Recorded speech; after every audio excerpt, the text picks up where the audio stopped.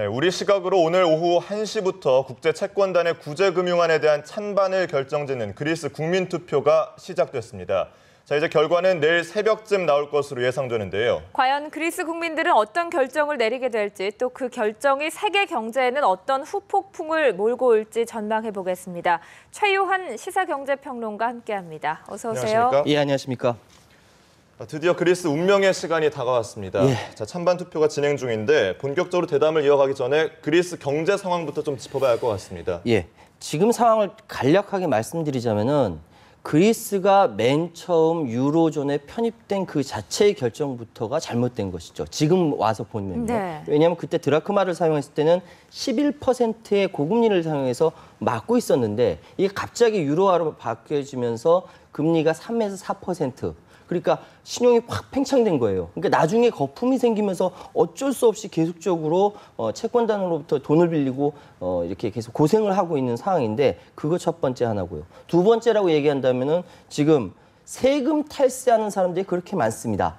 부패가 아주 일상화되어 있는 나라가 바로 그리스다라고들 이야기를 하고 있습니다. 그러니까 사실 위에서 썩으면 아래도 다 썩게 돼 있지 않습니까? 네. 이런 부분들이 바로 그리스의 경제를 좀먹는 것이다라는 두 번째 비판이 있을 수 있고요. 세 번째는 그리스가 아시다시피 관광대국입니다. 관광이 그렇게 발달한 나라고 우리 해양 국가다 보니까 해양 산업이 발달해 있는데 그 외에 산업 구조가 제대로 형성돼 있지 않다. 예를 들어서 제조업이라든지 이런 중국이나 한국이나 이렇게 계속적으로 뺏기는 근본적으로 이런 한계를 갖고 있기 때문에 여기까지 오게 된 것이다. 흔히들 이야기하는 복지 과잉이라든지 뭐 그리스 사람들이 굉장히 게으르다 뭐 이렇게 얘기하는데 그거는 사실이 아닙니다. 만약에 복지 과잉으로 그리스 사태가 이만큼 됐다면은 평균 이제 21%인데요. 28%나 되는 독일이나 네. 뭐 덴마크, 스웨덴 이런 나라가 먼저 파산이 됐었어야죠. 그건 아니고요. 그리고 노동 시간도 꼭 나오는 게 멕시코, 우리나라, 그리스 엄청나게 일 많이 하는 국가로 항상 꼽히기 때문에 게을러서 그렇게 된 거다라고 할 수는 없는 것이죠. 네, 다양한 이유가 있군요. 어쨌든 위기와 혼돈의 그리스 이제 국민 투표를 진행 중인데 앞서 기자 리포트 보니까 찬반 여론이 상당히 팽팽하다고 합니다. 여론이 지금 어떻습니까? 두 분은 어떻게 생각하세요? 어떻게 될까요? 글쎄요, 굉장히 조심스러운 질문이라서 답변하기 어려울 것 같은데요. 답변하기 어렵기 때문에 이렇게 여쭤본 겁니다. 새벽에 일어나서 보셔야겠어요. 그러니까 지금 시작하고 있고 새벽 1시쯤 끝나고요. 결과는 한 새벽 3시쯤 나온다라고 이야기를 하고 있는데 사실 뭐라고 딱 꼬집어서 이야기하기 굉장히 어려운 상황입니다. 왜냐하면은 지구 정반대편에 있는 사람들의 정서를 우리가 이해하기 굉장히 어렵기 때문에 그렇죠. 여론조사 결과 뭐 1%포인트 차이로 찬반이 바뀌고 있다라고 계속적으로 이야기하고 있는데 근본적으로 그 IMF라든지 구제금융을 받는 상황이 우리나라랑 전혀 다르다는 것을 먼저 생각하셔야 될 것이 우리나라는 갑자기 이렇게 잘 나가다 갑자기 폭탄 맞듯이 맞았는데 여기는 이미 2010년, 2012년 두 차례에 걸쳐서 구제금융을 받았고 이제 이 상황에서 3차 금융이 아니냐의 관계가 있거든요. 그러니까 지금까지 굉장히 그리스 국민들이 시달려왔다, 굉장히 힘들다라고 이건 사실이고요. 근데 그것이 해소가 안 되니까 이번에 시리자라는 정권으로 정권 교체가 된 것이거든요. 이런 걸 생각해 봤을 때 그리스 국민들이 어떤 선택을 할 것인가는 그 국민들의 선택이겠지만 굉장히 조심스럽게 예측할 수 있는 것이죠. 네. 치프라스 그리스 총리가 국민들에게 반대 투표를 호소하면서 자, 투표용지를 보통 찬반이 아니라 반대 찬성 이렇게 인쇄를 했다고 하는데 꼼수 비판이 좀 일고 있어요. 그렇죠. 많죠. 저도 그거 보고 굉장히 웃었거든요. 그러니까 그리스어로 아니다, 반대한다. 그러니까 치프라스 총리대로 한다면은 오히, OXI. 그게 먼저가 있고요. 그리고 찬성한다라고 하면 우리말하고 똑같은 네. NAI, 네, 이렇게 한다는데 이게 먼저 들어가고 반대로 들어가니까 사람들이 이게 뭐야, 찬반 투표가 아니라 반찬 투표네, 뭐 이렇게 이야기를 합니다. 그만큼 그리스 정국이 혼돈스럽고 그만큼 정권으로서는 굉장히 절박하다 이렇게 당연히 꼼수라는 비판 나오죠. 치프라스 총리의 호소와 달리 만약에 그리스 국민들이 구제금융안에 찬성표를 더 많이 던진다라고 한다면 이제 그리스 경제는 어떤 국면에 접어드는 겁니까?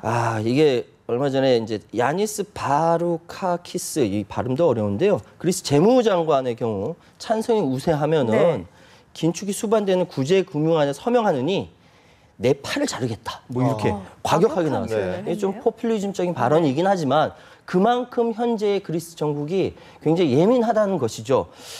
국민투표 결과 찬성 의견이 우세하다. 그러니까 채권단의 요구를 그대로 듣고 그대로 가자라고 제3차 금융을 받자라고 하는 상황은 당장 눈앞의 위기는 벗어날 수 있죠. 3차 금융을 받았으니까. 그렇지만 그리스 정부와 국민들에게는 정말 이전에 있었던 두 차례 금융 이후에 더 가혹한 요구 사항이 들어오기 때문에 굉장히 힘들어질 것이라는 얘기가 들리고 그렇게 생각이 되고요. 더 허리띠를 졸라매야 되는군요. 졸라맬 허리띠가 없을 텐데 더 졸라매게 될 것 같으니까 그것이 참 한 번 경험했던 나라의 국민으로서는 참 안타깝다는 생각이 듭니다. 그런 상황이게 되는 것이죠. 네. 찬성으로 기울 경우에는 그동안 반대를 호소했던 이 치프라스 총리는 실각하는 건 어떤 기정사실화되는 건가요? 어떻습니까? 그렇지는 않다는 생각이 들어요. 왜냐하면은 지금 조기 총선을 치르거나 아니면 과도 내각을 구성해서 제3차 금융 협상을 벌인다라는 이야기는 있는데 그럼 정권은 어떻게 할 것이냐라고 했을 때 그리스 국민들의 가지고 있는 기본 생각이 어떤 건가를 봐야 될 것 같거든요.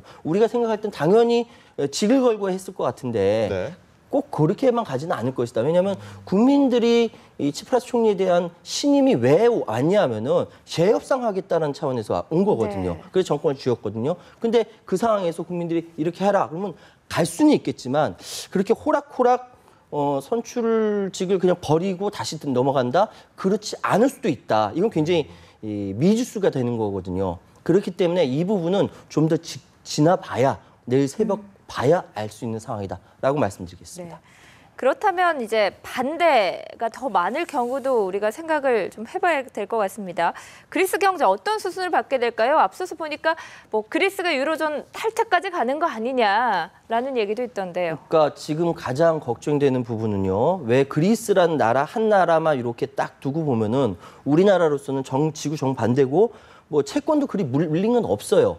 그런데 그리스가 만약에 유로존으로부터 탈퇴하게 되면은 불량 국가라 불린 다른 나라들, 이탈리아, 포르투갈, 스페인 따라서 탈퇴할 수 있고 유로존 자체가 붕괴가 될 수가 있는 부분이기 때문에 걱정이 되는 것입니다. 하지만 지금 상황에서 그리스 국민들은 유로존으로부터 탈퇴하는 것 역시 좋아하지 않는다라는 비율이 월등히 높거든요. 그렇다고 한다면 현재 제3차 금융을 받느냐 받지 않느냐의 요 문제지 그리스 유로존으로부터 탈퇴하냐 탈퇴하지 않느냐의 문제는 또 다른 정치적인 문제로 등장하게 될 것이다. 분리해서 사고해야 되지 않을까 조심스럽게 그렇게 예측할 수 있습니다. 네, 조금 분리해서 생각해 볼 필요가 있다 이런 말씀이신데 그렇다면 일단 가정을 했을 때 유로존을 탈퇴한다면 아까 말씀하신 것처럼 이탈리아라든지 뭐 스페인, 포르투갈 연쇄적으로 탈퇴를 하면서 유로존이 붕괴될 가능성도 있다고 보시는 건가요? 섣불리 말씀드리긴 어렵지만 그렇게 되면 전 세계적인 금융공황까지 올 수 있는 상황이거든요. 왜냐하면 우리나라만 해도 최대 수출국이 중국입니다.